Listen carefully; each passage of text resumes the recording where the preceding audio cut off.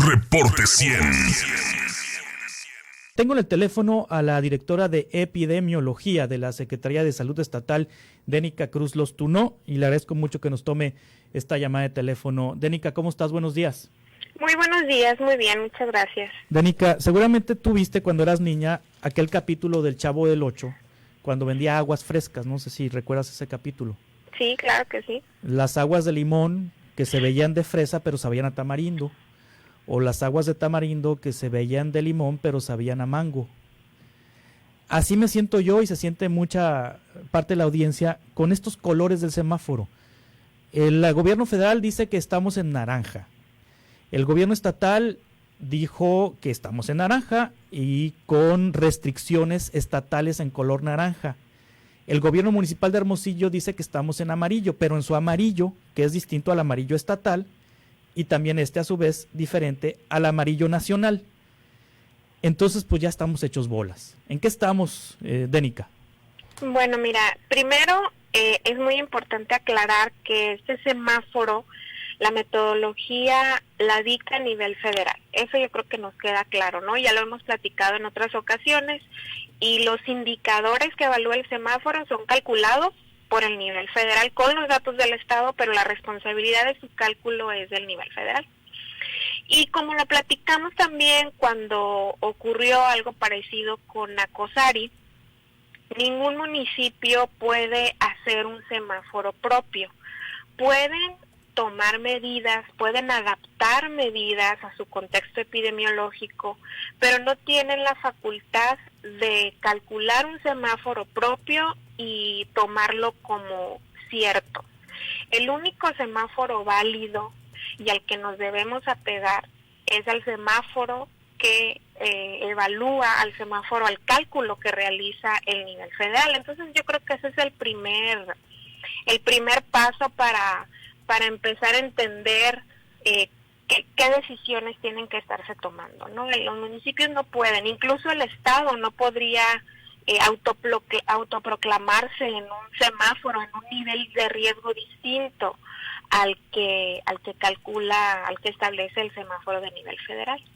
Actualmente, entonces, basado en todo esto, en Sonora se encuentra en semáforo naranja. Sí. Desde el viernes, ¿no?, que se emitió el comunicado por el nivel federal. Es decir, las declaraciones de la presidenta municipal de Hermosillo del viernes pasado de que Hermosillo seguirá en amarillo son entonces imprecisas, pues no tiene ella la autoridad como para decir estamos en color amarillo.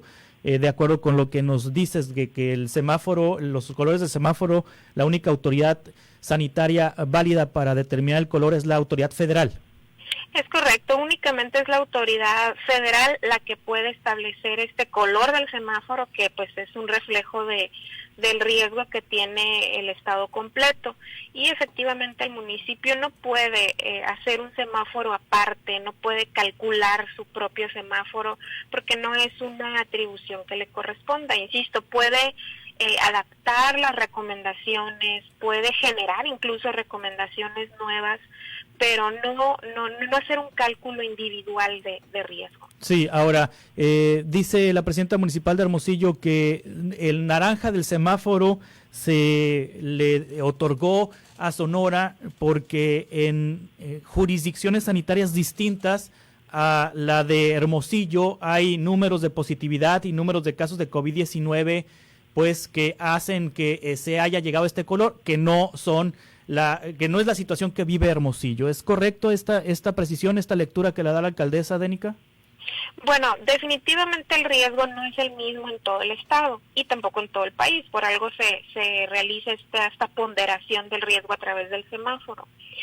Sin embargo, bueno, Hermosillo, ustedes lo saben, es de los primeros lugares en cuanto a número de casos confirmados, como a la incidencia, la mortalidad, etcétera. Entonces, en cuanto a la positividad, que es uno de los indicadores que precisamente evalúa el nivel federal para la ponderación de este riesgo, pues Hermosillo está en un 42.3%, lo cual es una positividad sumamente alta Ya lo hemos hablado también en otras ocasiones, para considerar un nivel de riesgo bajo o de control tendríamos que tener una positividad de al menos 5%, lo cual pues no es el caso en Hermosillo. Y pues en cuanto a la incidencia, tenemos que Hermosillo tiene 1957.9 casos por cada 100,000 habitantes. Entonces, sinceramente, con estos números creo que no pudiéramos hacer el cálculo, como insisto, de un semáforo individual, sí, para colocarlo en amarillo. Ahora, con respecto a las restricciones, hay restricciones, Dénica Cruz Lostunó, directora de epidemiología de la Secretaría de Salud, que hace un par de jueves definió el Consejo Estatal de Salud, el Comité Estatal de Salud, una serie de restricciones para el color amarillo y una serie de restricciones para el color naranja, en donde se establece a qué hora deben cerrar ciertos establecimientos comerciales. Se establece, por ejemplo, la restricción de cierre absoluto de bares, de centros nocturnos, de cantinas. Se establece que los restaurantes deben cerrar a las 8 de la noche y ofrecer servicio a domicilio. Se establece que los supermercados deben cerrar a las 9 de la noche, si no me equivoco, que los centros comerciales, parques de comida y demás deben cerrar a las 8 de la noche. Estas restricciones que emitió el Consejo Estatal de Salud para el semáforo color naranja, que entran hoy en vigor, debieran ser asumidas en Hermosillo y en las ciudades en donde los alcaldes no quieren asumir estas restricciones porque aseveran tener otros datos, sus propios datos. Bueno, mira, por supuesto, desde el punto de vista, y no solo mío, sino en general, de la Dirección de Epidemiología de la Secretaría de Salud, estas indicaciones, estas recomendaciones deben de ser acatadas por los 72 municipios. O sea, no podemos hacer un listado de recomendaciones específico para cada municipio, porque efectivamente eso es lo que sí genera confusión. Entonces, estos municipios, los más grandes, los que tienen una mayor movilidad poblacional, los que tienen una mayor cantidad de comercios y de eventos deportivos y sociales que generan una reunión de un gran número de personas, es donde se deben fortalecer todas estas medidas, ¿no? Ya hablamos de los eventos dispersadores y macro dispersadores, y tanto en la ciudad de Hermosillo como en otros municipios grandes del estado se realizan con mucha frecuencia este tipo de eventos macro dispersadores. Entonces, necesitamos aplicar también estas medidas en estos municipios para precisamente no generar un brote mucho más grande, ¿no?, del que ya tenemos en este momento. Sí. Sí, perdón, Dénica, te interrumpí. Ok. Hermosillo definitivamente no puede bajar la guardia. Somos un municipio de los más grandes del estado y el que tiene la mayor movilidad poblacional.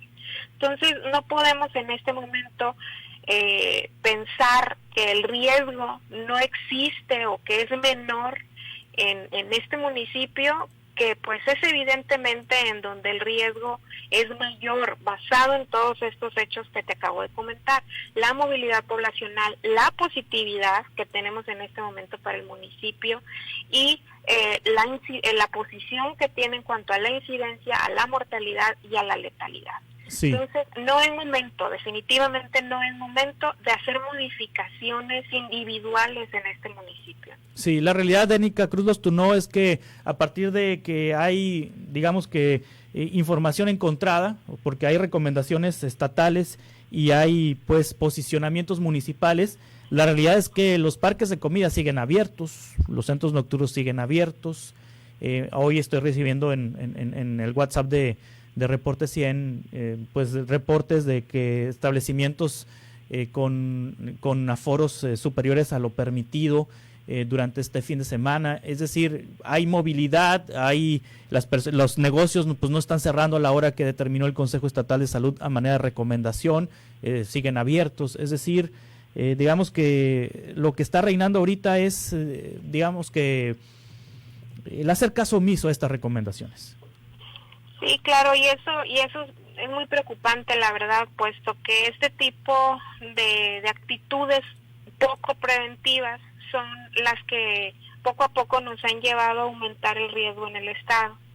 Pero mira, el comité y el órgano colegiado intersecretarial, deberá ser el responsable entonces de coordinar a los municipios nuevamente para que sean los municipios los que realicen las acciones que tengan que realizar para que se acaten estas recomendaciones que salen desde el Consejo Estatal de Salud. Sí. El viernes se sostuvo una reunión con algunos de los presidentes municipales de aquí del estado y la mayoría de ellos estuvo de acuerdo con las medidas que se dictaban desde el Consejo.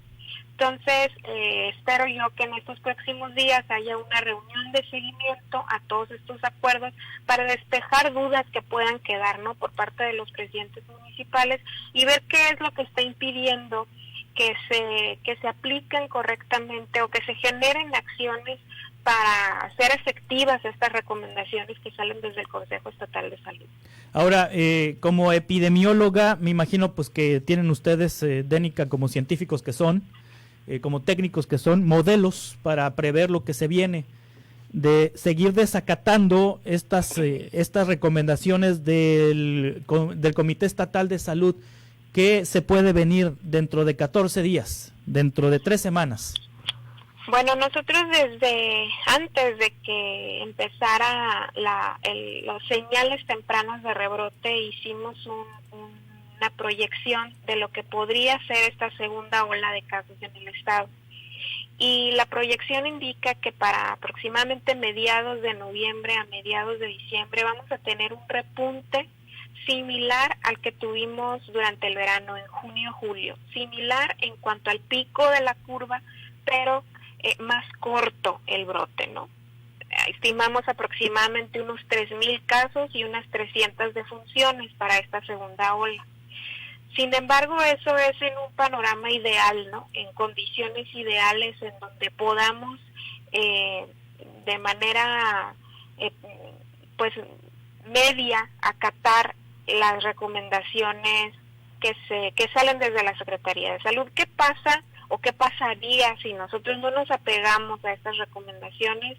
Esta segunda ola, este segundo pico que nosotros estimamos como de 3,000 casos y de 300 defunciones, puede ser mucho más largo, es decir, no llegar solo hasta mediados de diciembre, sino llegar incluso hasta febrero, marzo, e incluso ser mucho más alto, es decir, tener una mayor proporción de casos que incluso lo que sucedió durante el verano, que fue catastrófico para el estado. Entonces, este es el panorama, y a pesar de que parecemos ser apocalípticos, ¿no?, en nuestras predicciones, eso es precisamente lo que puede suceder, y es por eso que desde antes del semáforo naranja nosotros veníamos haciendo estas recomendaciones que limitaban la movilidad poblacional y regulaban la convivencia social, porque son los dos factores que intervienen de manera más importante en la transmisibilidad, en la transmisión, en la movilidad del virus en la población. Entonces, ¿qué puede pasar? Definitivamente regresar a rojo. De eso no queda duda. Pero lo que preocupa realmente es que puede tener una mayor magnitud incluso de lo que vivimos en junio o julio, ¿okay? Por sí, no apegarnos a estas medidas, de estas recomendaciones que salen desde el Consejo. Dénica Cruz Dostunot, te agradezco mucho que hayas compartido estos datos con la audiencia de Reporte 100. Estaremos en contacto. Muy bien, claro que sí, muchas gracias a ustedes. Es la directora de Epidemiología de la Secretaría de Salud Estatal. Reporte 100.